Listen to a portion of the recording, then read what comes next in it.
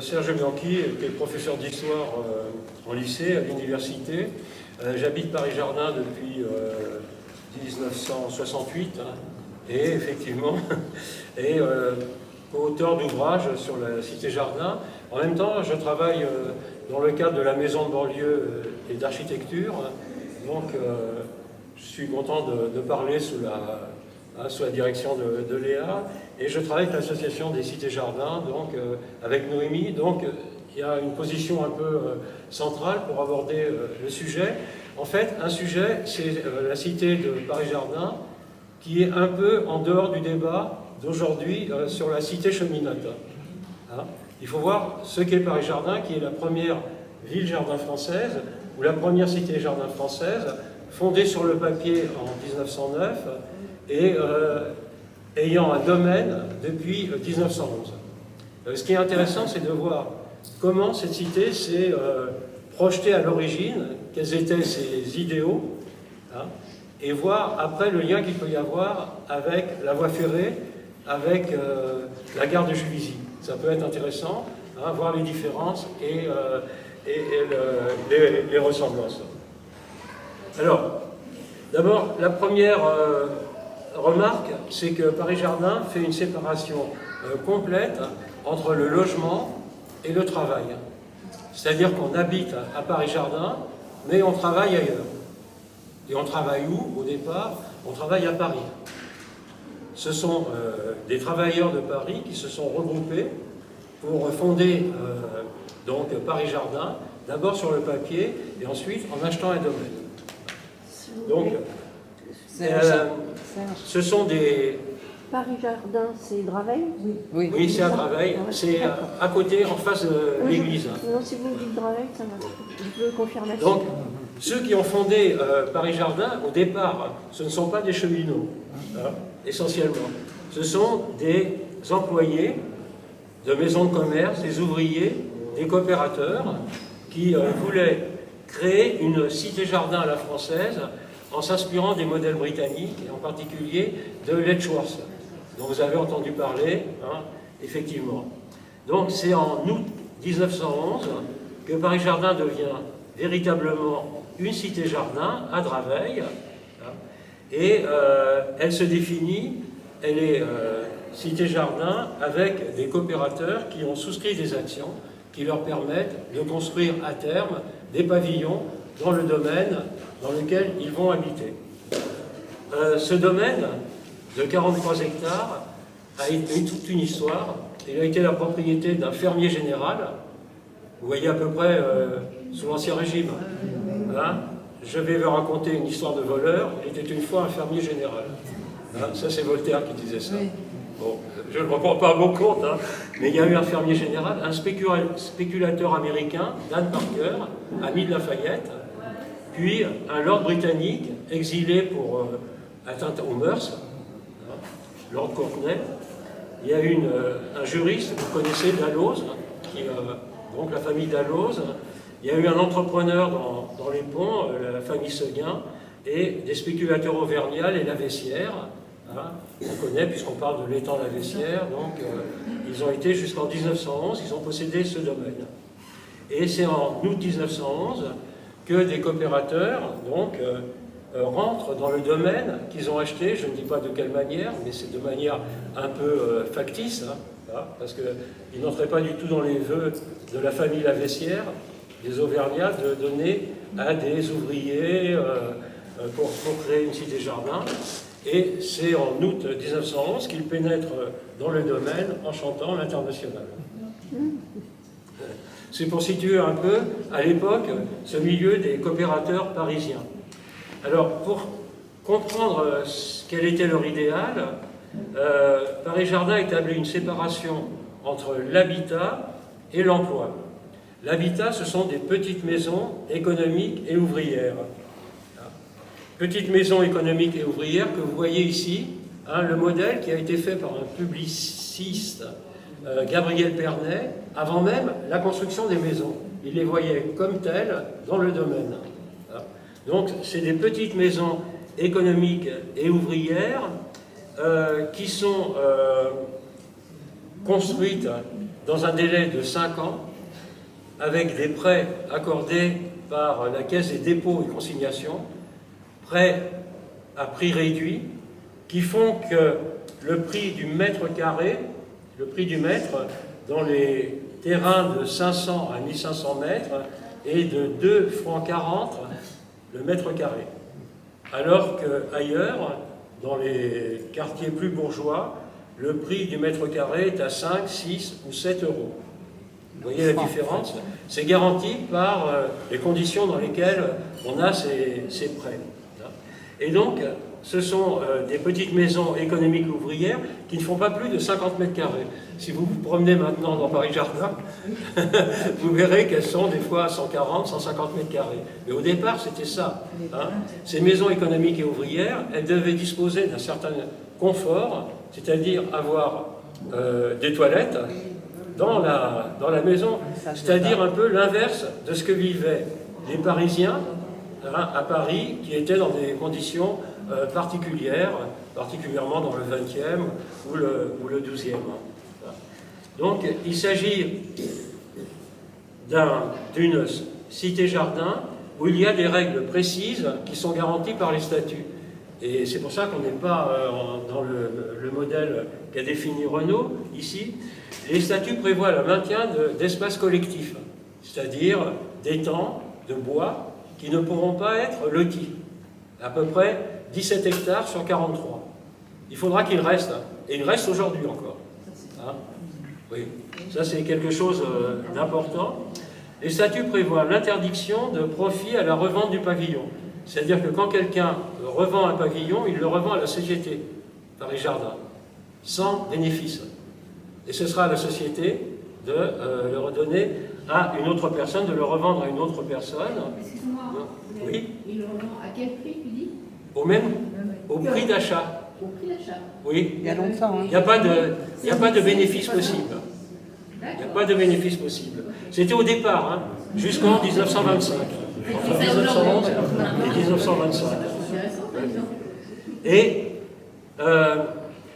il y a des coopératives de construction qui doivent permettre aux sociétaires de construire à bas prix, hein, coopératives pour les matériaux de construction, hein, coopératives, etc. Donc, il ne doit y avoir dans la cité-jardin aucun commerce, aucune activité professionnelle, aucune école dans les 43 hectares de la cité-jardin. Vous voyez, c'est un peu différent de la cité, de la ville-jardin britannique, et c'est un peu différent de ce qui va se passer dans les cités-jardins d'après-guerre. Hein, mais c'est ça qui est intéressant.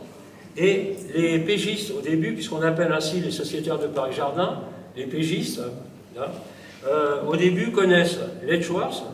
Ils ont visité la ville jardin britannique qui avait été créée en 1907, ils l'ont visitée en 1911, mais ils veulent adapter la cité à la française, sous la direction de pionniers qui ont beaucoup marqué l'histoire de Paris Jardin. Un architecte, Jean Walter, que vous connaissez peut-être, parce qu'il a après créé les bourses Elijah, l'hôpital Beaujon, etc. Jean Walter, il est connu, hein, effectivement, mais au départ, il était le spécialiste des petites maisons économiques et ouvrières. Il y a un président, donc Albert Meyer, qui était au bon marché, enfin qui était commercial, en fait. Hein. Un médecin, le docteur Filderman, qui était hygiéniste, et un publicitaire, Gabriel Pernet, qui a fait l'affiche.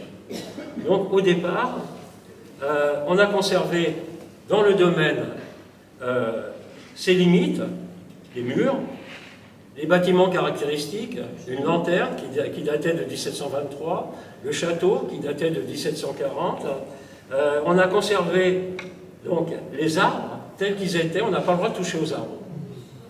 Les arbres, c'est un peu le trésor de la cité-jardin. Et on a des statuts et la rédaction d'un périodique, la Cité coopérative, qui précise le fonctionnement de Paris Jardin avant son inauguration. Vous imaginez l'inauguration le 21 juin 1914, 7 jours avant la déclaration de guerre, et là, se pressait à l'inauguration des ministres.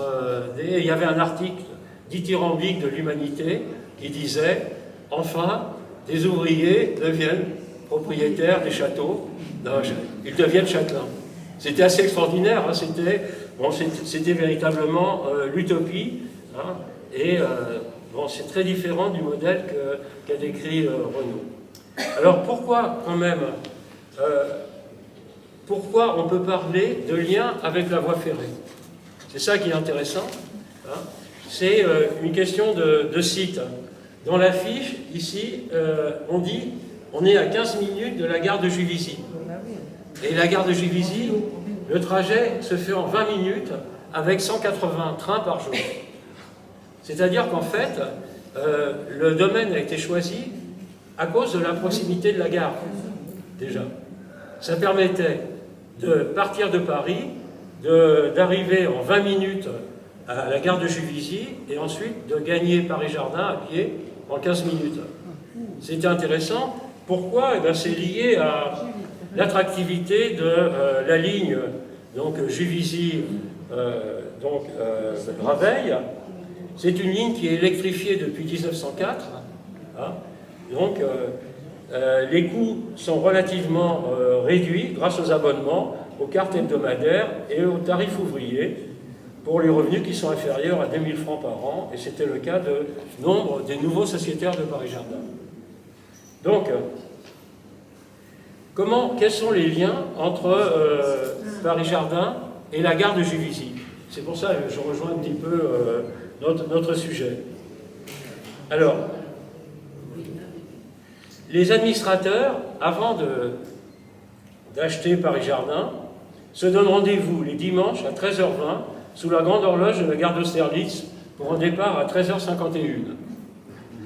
À la gare, ils prennent le pont, longent, puisque le pont existe depuis 1894, ils longent les restaurants et les boutiques de la rue de Juvisy, les sablières de la Seine, qui étaient alors exploitées par des terrassiers, hein, on est en 1910, hein, avant de gagner le domaine des Laveissières. Ils sont interdits de visite. Les Laveissières ne veulent pas vendre à des ouvriers. C'est quelque chose. Alors ils s'en remettent à un prête-nom, M. Reynaud, qui va signer l'acte d'acquisition, le 30 août 1911.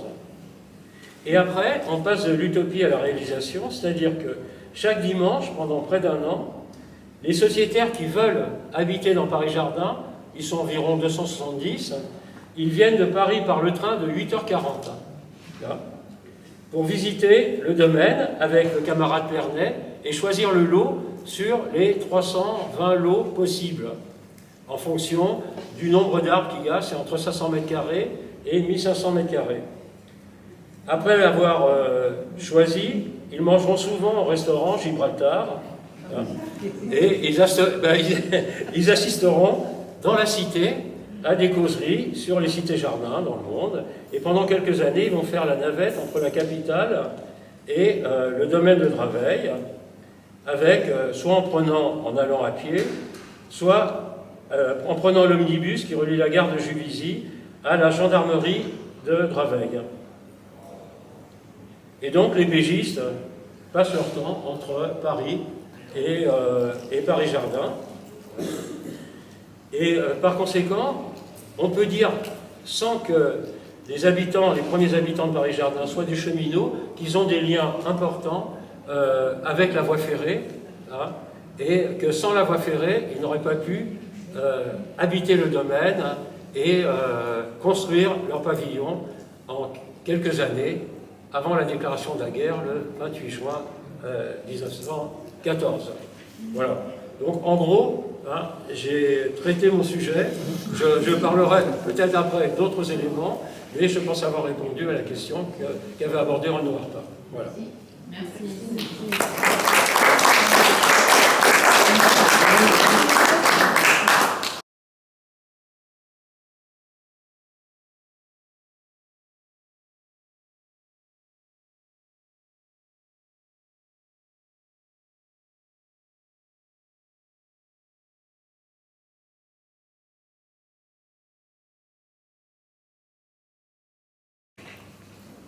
Avec les registres d'état civil de l'époque, on peut connaître les professions. Et d'ailleurs, dans la cité coopérative, on avait les professions de tous les premiers pégistes. Quand j'ai dit qu'ils étaient ouvriers, attention, ouvriers d'élite. ouvriers étant dans des coopératives, coopératives de consommation autour de Belleville, la Bellevilloise, ouvriers ayant une certaine culture, ouvriers ayant beaucoup lu, y compris les penseurs sur les cités-jardins, mais les ouvriers étaient quand même une minorité, ils étaient entre un quart et un tiers, la plupart étaient des employés de commerce. Employés de commerce comme Albert Meyer, qui voulait trouver à la campagne, avec un air sain, des conditions de logement qu'ils ne pouvaient pas avoir dans Paris. Donc des employés de commerce qui connaissaient les Schwartz, qui connaissaient les cités-jardins américaines, et c'est donc véritablement une élite, soit ouvrière, soit d'employés de commerce, qui avaient souscrit à Paris-Jardin, qui connaissaient et qui savaient dès 1909 qu'ils allaient aller dans une cité-jardin qui aurait pu être à Drancy, à Pantin, n'importe où, avant qu'on ne trouve Paris-Jardin, à Draveil.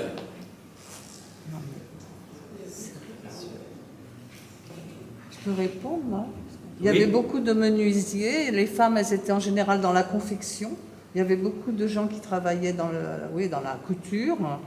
Et les garçons, ils étaient électriciens, ils étaient menuisiers, ou des choses comme ça. C'était ce genre d'ouvriers. Des artisans plutôt, on va dire, qu'ouvriers. Ce serait plus logique de dire artisans plus qu'ouvriers. Il n'y avait pas tellement d'usines dans le coin.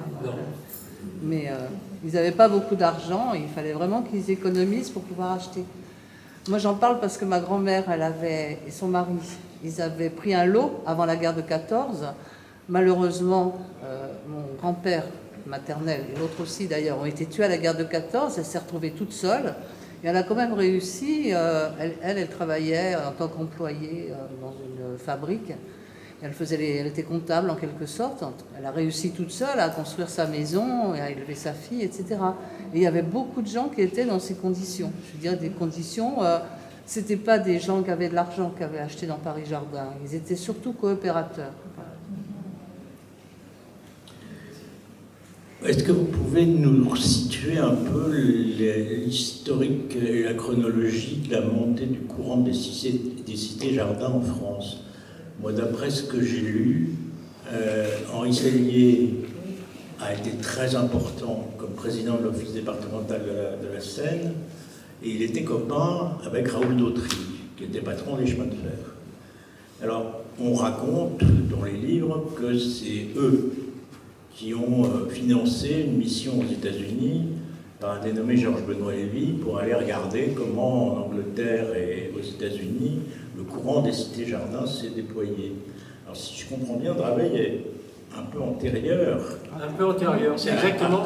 Et ça, c'est très intéressant. Et c'est une bonne question parce que, en fait. Oui, je voudrais poursuivre parce que sur Montgeron, on est dans un contexte complètement différent. On est sur du locatif pur, on est très lié au chemin de fer et on est dans la modernité. On est dans l'urbanisme moderne. Alors que Jean Walter, c'est un Alsacien, il a fait des petits jardins à Paris, rue d'Aviel, qui est absolument exceptionnel. La cité d'Aviel, oui. Oui, qui est très, très intéressante à visiter. Mais alors ce courant, vu de Draveil et de Paris-Jardin, il y aurait une initiative des coopérateurs d'aller eux-mêmes aux États-Unis sans que ça soit poussé par le musée bleu. En gros, c'était le musée social qui était derrière ce courant-là, d'après ce que j'ai lu. Mais d'après ce que vous dites, ça a l'air un peu plus précis et plus fin que ça. Non, c'est exactement, je vous remercie, c'est exactement l'idée.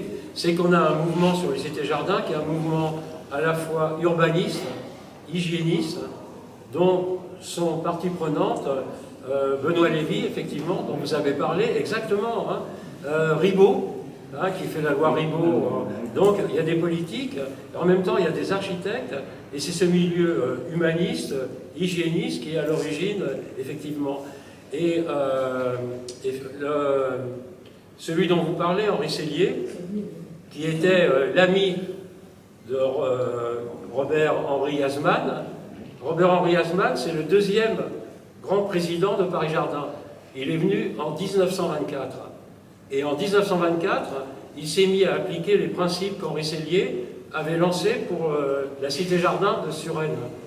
Et il a effectivement, mais la différence c'est que c'était un réaliste et qu'il voyait qu'on ne pouvait pas créer à Paris-Jardin l'eau, l'électricité, le tout à l'égout en régie. Donc il a été obligé de passer par des sociétés privées et d'adopter le modèle qui existait aussi à Suresnes avec Henri Sellier. Donc on est dans un mouvement continu, mais avec la rupture de la guerre un peu, qui fait qu'on a une deuxième génération de cité-jardin qui n'est plus tout à fait en phase avec les idéaux des pionniers de Paris-Jardin. Et c'est Robert-Henri Hasman qui marque la césure avec une guerre entre les anciens, les super coopérateurs qui voulaient respecter les statuts anciens, faire Paris-Jardin tel qu'il était défini en 1911, et avec les, comment ils appellent, Les nouveaux venus.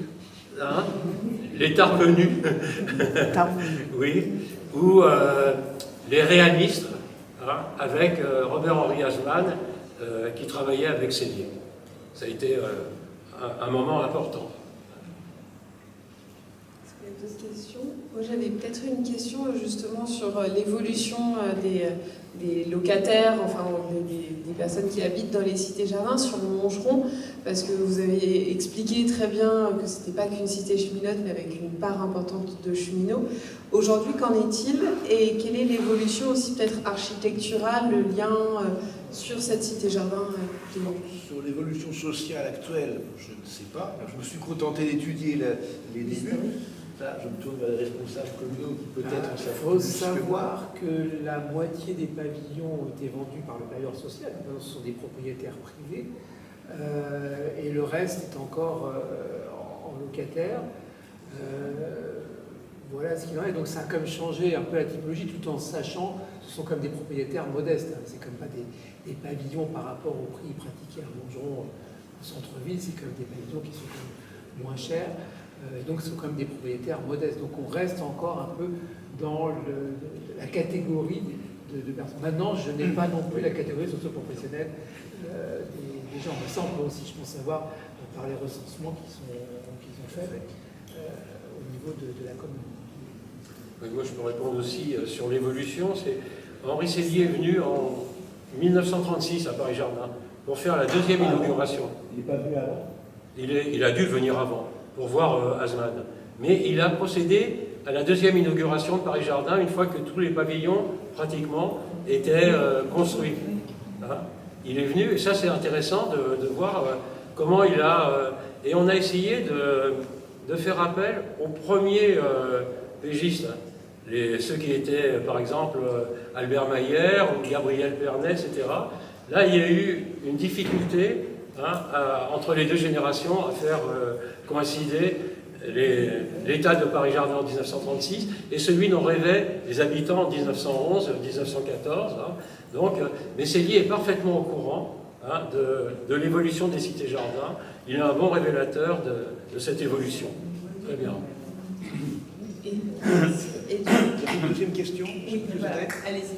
Qui était sur l'évolution de l'architecture. Vous parliez de la modernité construite par Henri et André Guton.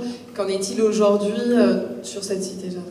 C'est une question sur laquelle on reviendra peut-être si on parle des enjeux patrimoniaux dans le courant de la table ronde. C'est vrai que, comme je l'ai dit, à l'origine, on a une architecture qui est très moderniste, on va dire. Alors, il y a eu deux phénomènes qui ont un petit peu gommé cette modernité, ces choix esthétiques. D'abord, l'adjonction de toits en pente sur les pavillons cubistes de l'origine. Alors, ces toits en pente qui finalement banalisent un petit peu l'architecture de la cité-jardin, qui rapproche les pavillons d'un pavillon de banlieue classique.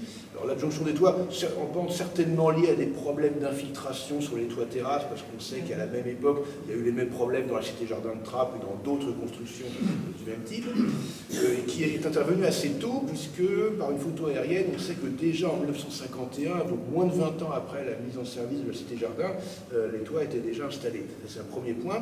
Deuxième point, nous en parlions tout à l'heure, depuis le début du XXIe siècle, ce que vous venez de rappeler, les parties des logements ont été vendus, sont devenus de propriété privée. Donc le propriétaire privé, par définition, a tendance à penser qu'il peut faire absolument ce qu'il veut sur sa parcelle, sur sa propriété.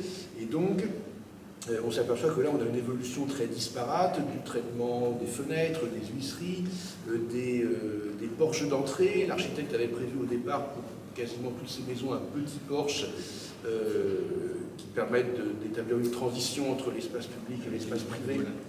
Oui, voilà, avec une partie un petit peu évidée, chose qu'on a également dans d'autres cités-jardins des années 20 ou 30. Et donc aujourd'hui, c'est quelque chose qui a été souvent vitré.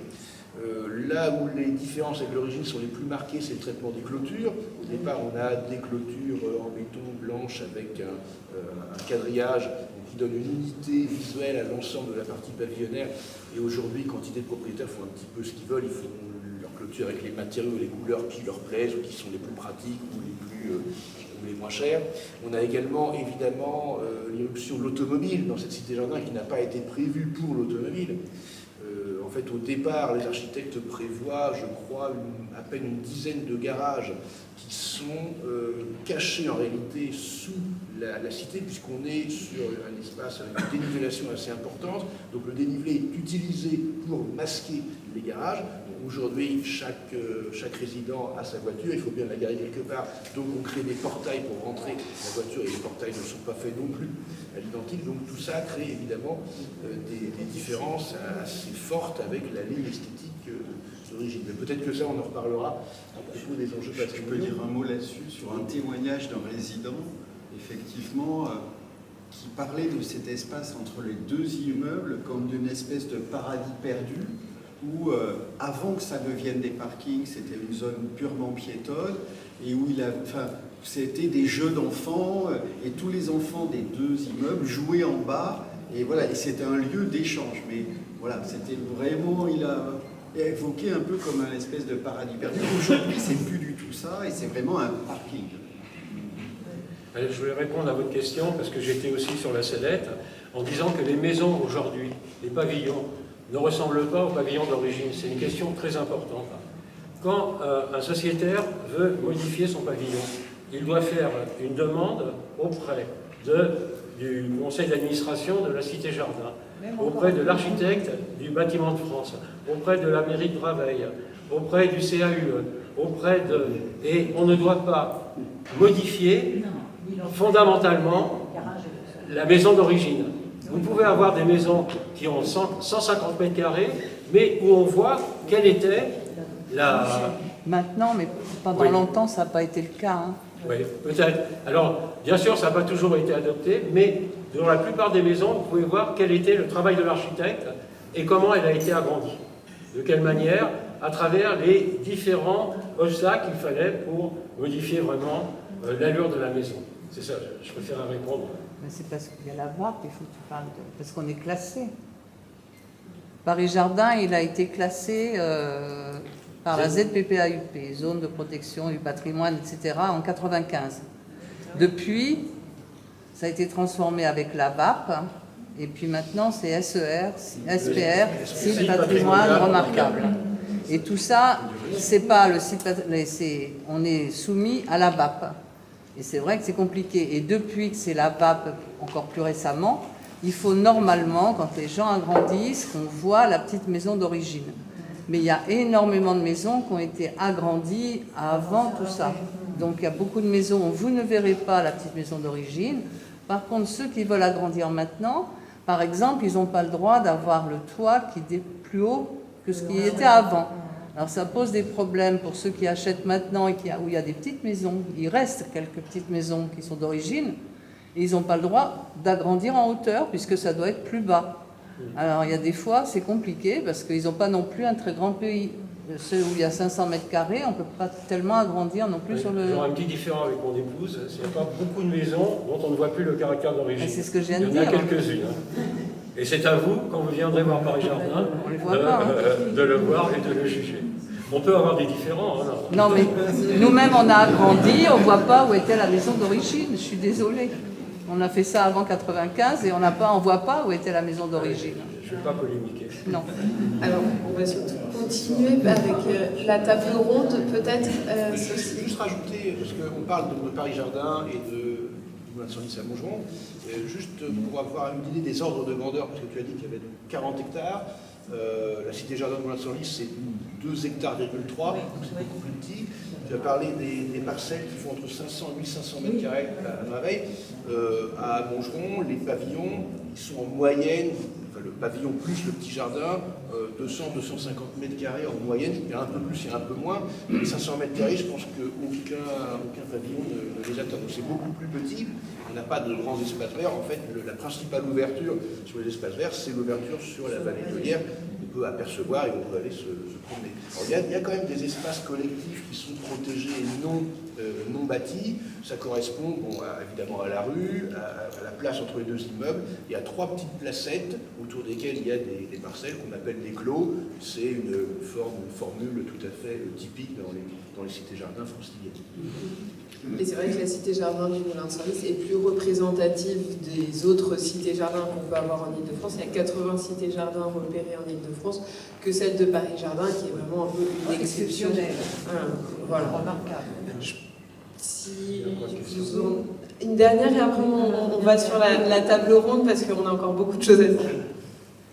Je voulais insister sur le côté un peu américain du paysage végétatif de Paris-Jardin. La perspective, par exemple, dans les années 50, que j'ai connue à cette époque-là, c'était des maisons à l'américaine où les jardins n'étaient pas divisés, enfin il n'y avait pas de clôture entre un jardin et l'autre. Et même sur sur la vue principale, les haies n'étaient pas très hautes, bien taillées en général, une jolie couleur de haut en bas. Donc on changeait un peu d'état, on n'était plus en France là. Et actuellement, ce que j'ai remarqué, c'est que les haies ont grandi, se sont épaissies, et on ne voit pas les ce qui maisons se passe. s'enferment, la propriété. Oui, enfin, il y a ça, mais il y a surtout le changement de paysage global.